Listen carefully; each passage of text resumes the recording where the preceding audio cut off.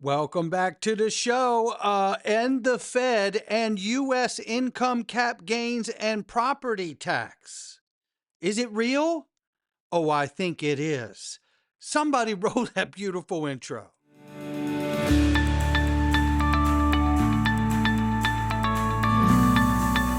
Digital Perspectives with Brad Kimes. Come on in.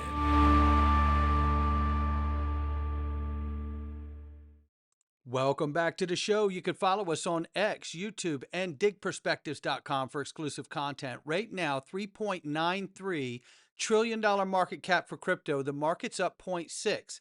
We see Bitcoin 113,000 plus, Ethereum 4,200 plus. XRP number 3 spot here is $2.89. Now we're up 0.4 on the 24 hour, and we're off 7.2 like much of the rest of the market on the 7-day. Let's take a look at the range of price right here, ranging between 289 and 298. We will see. Look, we got to close. That 265 to 365 is that dollar channel that we've been bouncing around in. Now, there is a lower level that we could close above for the month of August. I think they've said it was $3.30, where we keep a bullish sentiment. So we'll see how that goes. But nonetheless, that dollar channel is what I focus on between 265 and 365. Anything bouncing around inside of there for me is noise. And that helps kind of calm myself as the market's doing what it's doing right now, waiting for Congress to go back to work, which is a thought on its own.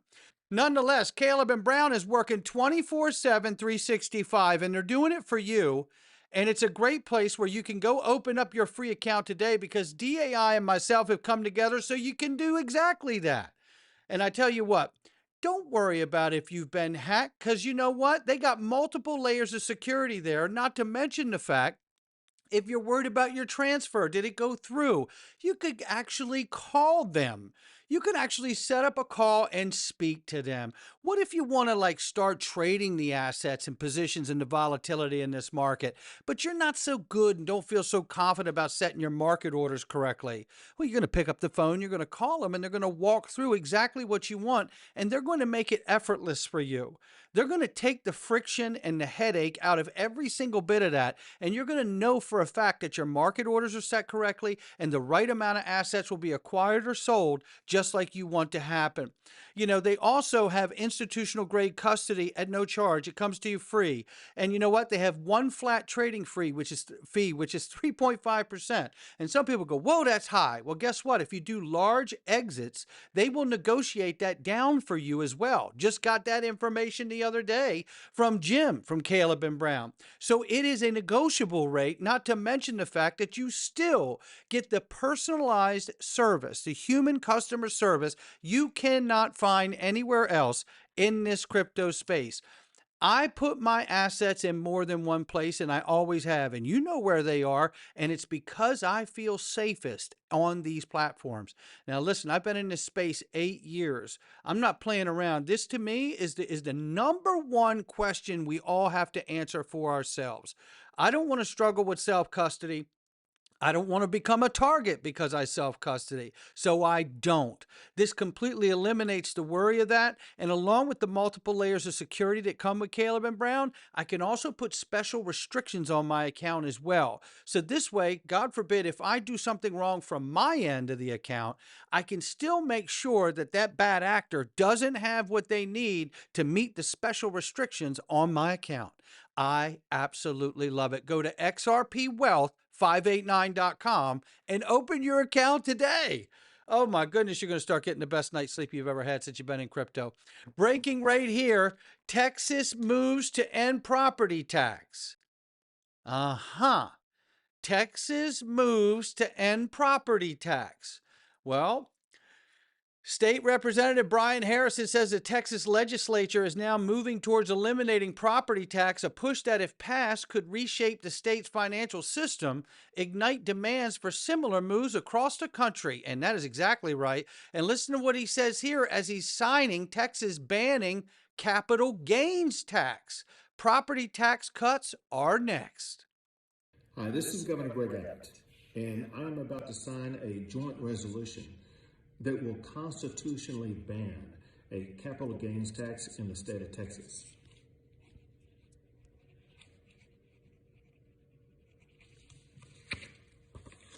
Voters will vote on this to ensure that we're not going to have a capital gains tax in the state of Texas. The next tax law that I will sign will be a tax law to reduce your property taxes in Texas. Look at that, Governor Abbott right there. Well, he just signed capital gains tax, which is different than property tax cuts. And then here in Florida is what Governor DeSantis said.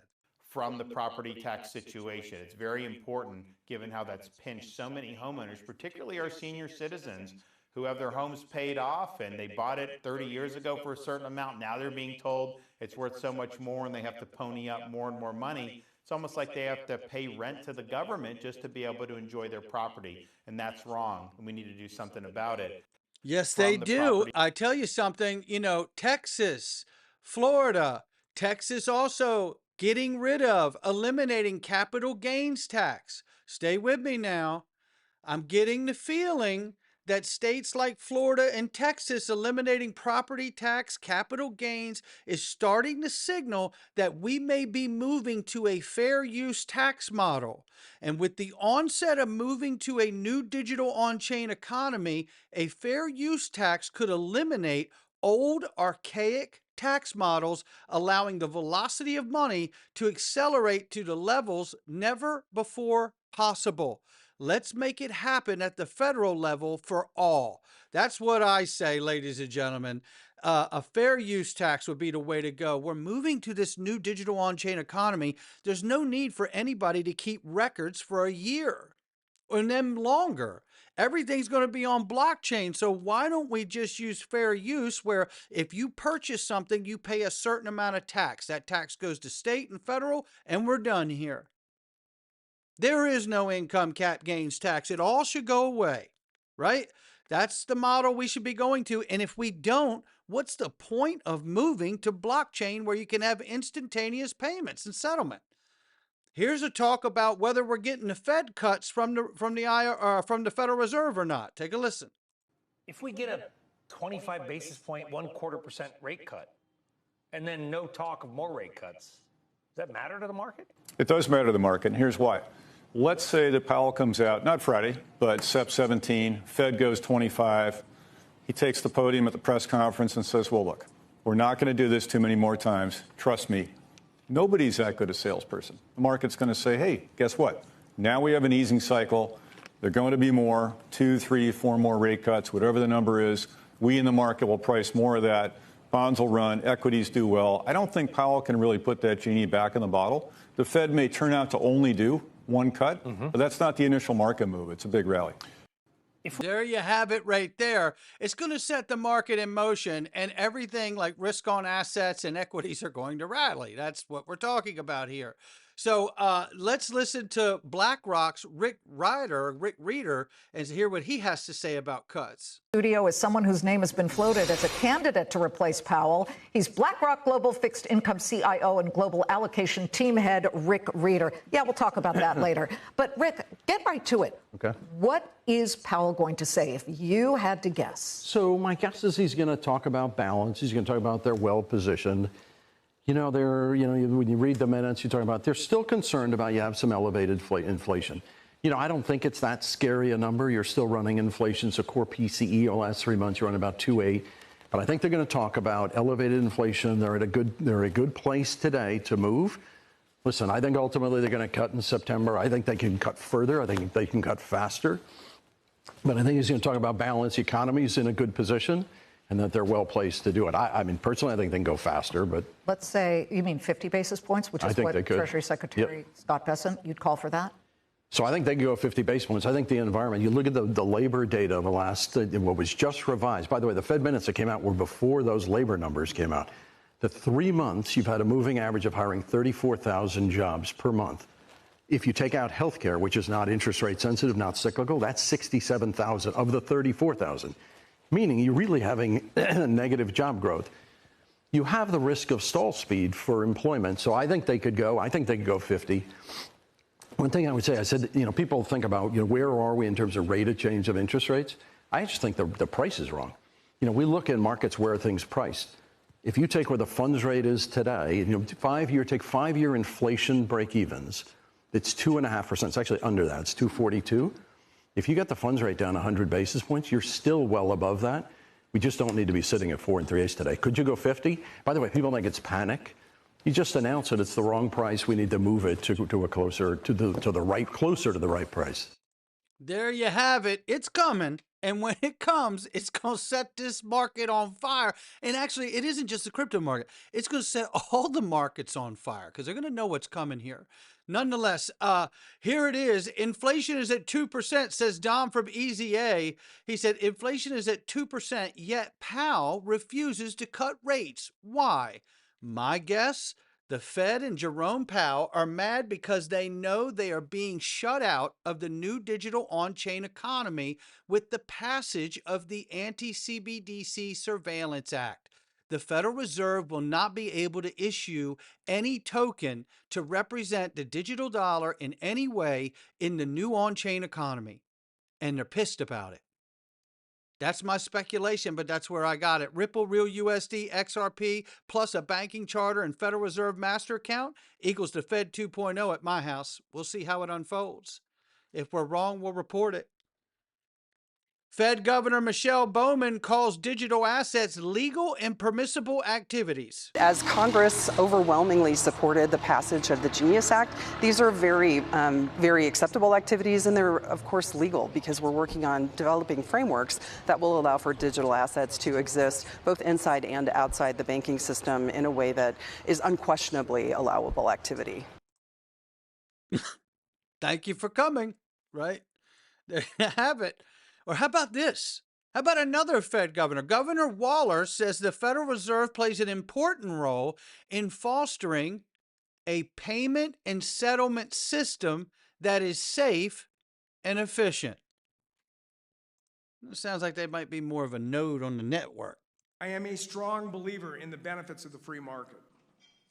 I hold the view that it is generally the private sector that can most reliably and efficiently allocate resources and take risks to explore the value of new technologies. I also see firsthand the important role of the Federal Reserve in that it plays in fostering a payment and settlement system that is both safe and efficient. Such a system promotes a vibrant economy since it allows for participation from a broad range of individuals and businesses without requiring them to invest heavily in bilateral arrangements. Now let's hear the one part right here. Allocate resources and take risks to explore the value of new technologies. I also see firsthand the important role of the Federal Reserve efficiently allocate resources and hold the view that it is generally the private sector. Generally the private sector. I hold the view that it is generally the private sector that can most reliably and efficiently allocate resources and take risks to explore the value of new technologies. You know, Ripple's in the private sector. I just didn't know if you knew that. I thought I'd share it with everybody in the group. I'm kidding. I knew you knew that. This is about to be so real where we're going. Reminder here for everybody. It is Peter Thiel.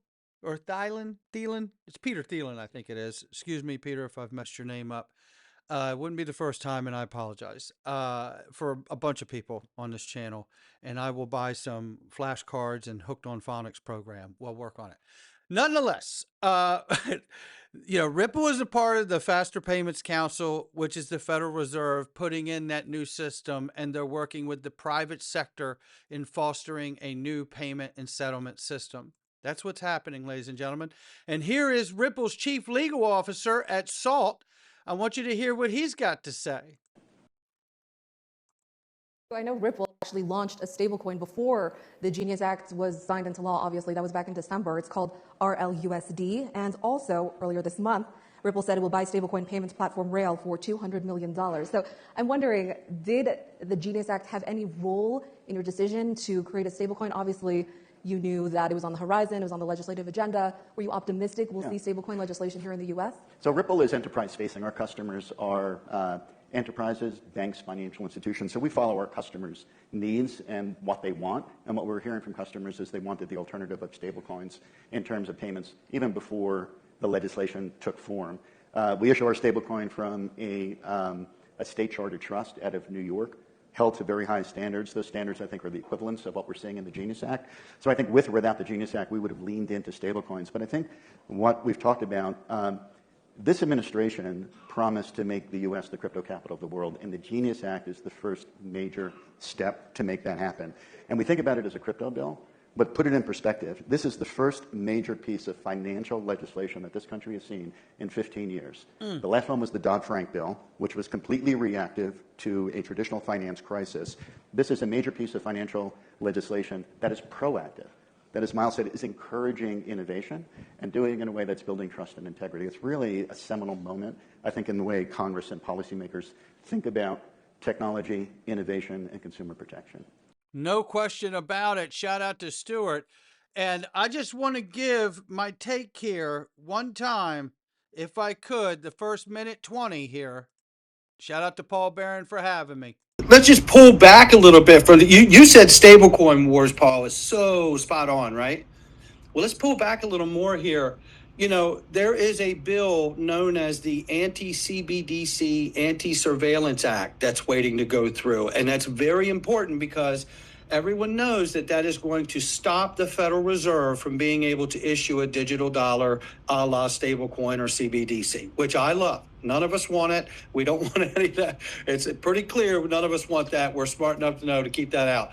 But there's a larger point here. To me, what I'm seeing is that the Federal Reserve clearly knows that they're being shut out of participating in the new digital on-chain economy. So you have to ask yourself, who's going to be the Federal Reserve of the new digital on-chain economy? And I think it's Ripple.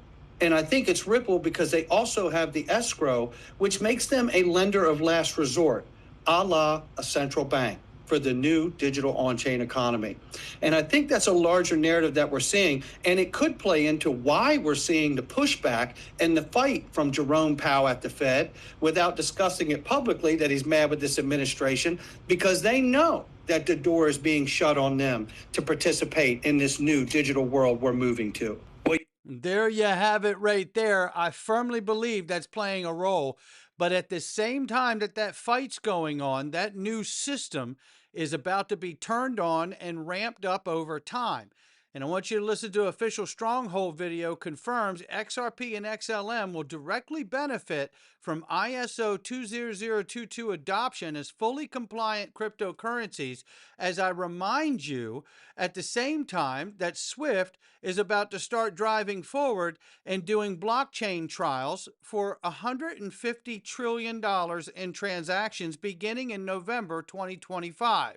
I would expect this to be ramped up, right, and not just flat out turned on, but take a listen here. All SIPA payments to use 2022, while the Federal Reserve in the U.S. is encouraging financial institutions to adopt it by 2023. So what does this mean for digital currencies? ISO 20022 has the potential to play a key role in the development and implementations of CBDCs, as it provides a flexible and standardized framework for financial messaging that ensures consistency and interoperability between systems. Adopting ISO 20022 could increase the use of cryptocurrencies that are compliant with it. Two cryptocurrencies that are members of the ISO 20022 standards body are Ripple's XRP and Stellar Lumens. Recognizing the value of ISO 20022 messaging and its potential to transform the financial industry, Stronghold has utilized this technology in conjunction with blockchain ledger payments in select projects. Messaging standards are crucial for enabling the efficient and secure exchange of financial information between different systems and technologies. They play a critical role in improving the overall performance and reliability of the financial services industry. There you have it right there. And for me, it's a reminder for me as an investor in this space. I'm early. And what I'm invested in today is for the financial system and the new payment rails and the new monetary system and the reset that's coming in tomorrow. It's all happening now. And for the first time in my life, the crap is about to hit the fan, and I'm standing behind the fan instead of in front of it. Not financial advice from me or anyone else. I'll catch all of you on the next one. Behind the fan.